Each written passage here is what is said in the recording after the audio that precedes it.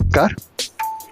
राज्यातील इयत्ता 1ली ते 12वी पर्यंत अध्यापन करणाऱ्या सर्व शिक्षकांसाठी दीक्षा पोर्टलवरील AI साथी फॉर एज्युकेटर्स म्हणजे शिक्षकांसाठी AI साथी हा ऑनलाईन कोर्स पूर्ण करण्याबाबतचा शासन निर्णय जुलैमध्ये झालेला आहे.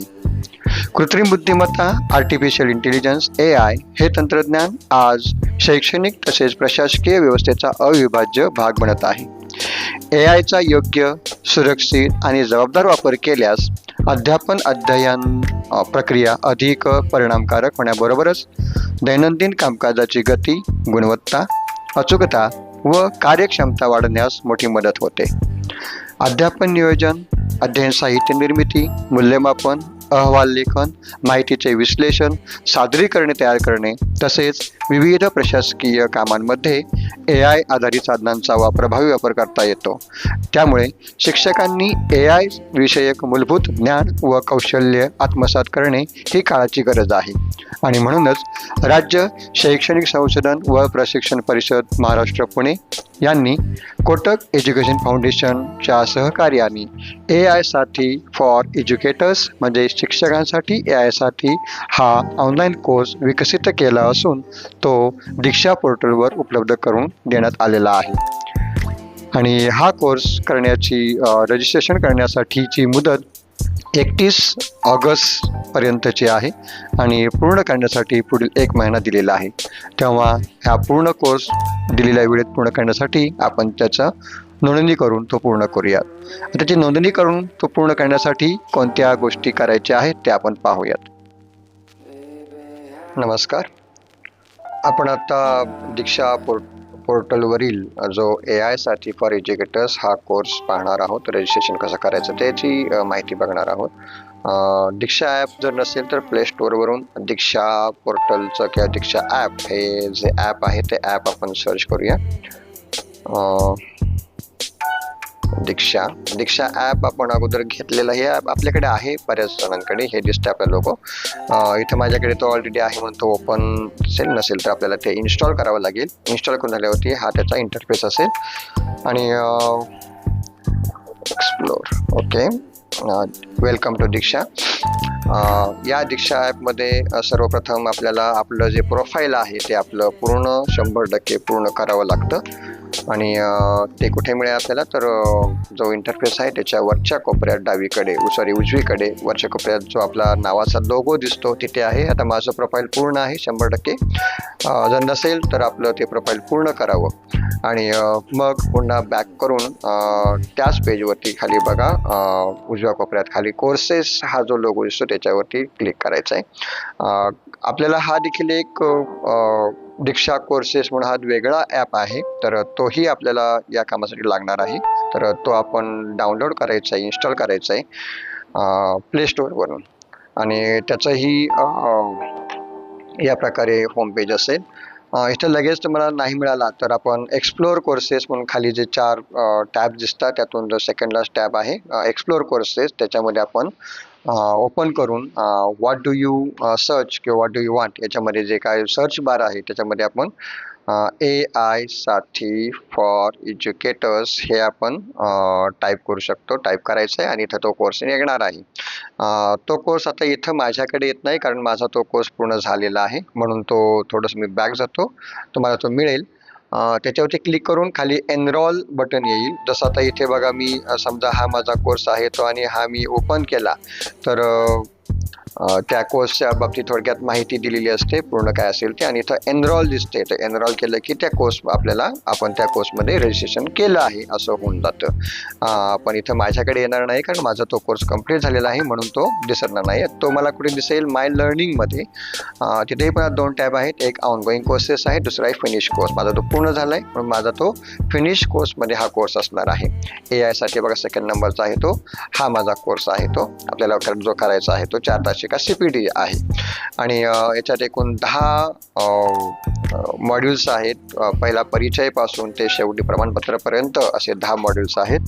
प्रत्येक मॉड्यूल्समध्ये काही व्हिडिओज आहेत, आणि त्याच व्हिडिओचं ट्रान्सक्रिप्शन केलेलं PDF फॉर्ममध्ये आहे. एक पाहूयात आपण. समजा परिचय म्हणजे या पूर्ण कोर्सेसमध्ये काय शिकायचं आहे, आपल्याला काय शिकायला मिळणार आहे, या सगळ्या गोष्टीचं थोडक्यात परिचय त्यांनी करून दिलेला आहे. दुसऱ्या मॉड्यूलमध्ये एक फक्त कोर्स मला सांगावंसं वाटेल, कोर्सबाबत एक छानशी गोष्ट कोटक एज्युकेशन फाउंडेशनने करून दिलेली आहे. ती अशी की पहिला सूत्रधार म्हणजे या मॉड्यूलमध्ये तुम्ही काय शिकणार आहात त्याचा सूत्रधार, आणि नंतर मग व्हिडिओ आहे. आता हॅलो AI म्हणजे इथून सुरुवात आहे.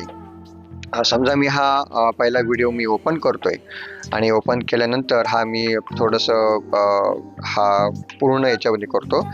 इथे एक महत्त्वाची गोष्ट आहे की सर्च बारमध्ये मग खाली दिसतो तो, त्याच्यामध्ये 3 डॉट दिसत आहेत, 1 2 3.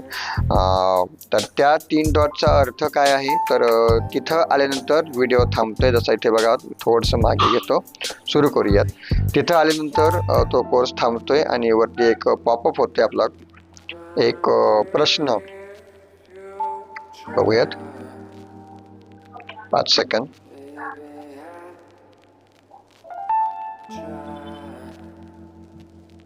ओके, आता हा इथं व्हिडिओ थांबलेला आहे. याचा अर्थ काय झालंय की इथंपर्यंत आपण जो व्हिडिओ पाहिलेला आहे त्या वरती एक प्रश्न तुम्हाला इथे विचारलेला आहे. तो कोणता ओपन होणार आहे, तर डाव्या कोपऱ्यात वरती बघा पिंक कलरमध्ये हाताचं चिन्ह दिसतंय, त्याच्यावरती क्लिक करूया आपण. तर आपल्याला तो प्रश्न पॉपअप होईल आणि त्याचे 4 उत्तर आहेत. त्यापैकी कोणतं जे योग्य उत्तर आहे त्याच्या क्लिक करा आणि त्याच्यावरती चेक याच्यावरती क्लिक केलं की आपल्याला तो बटन म्हणजे आपलं उत्तर बरोबर आहे का नाही हे समजेल.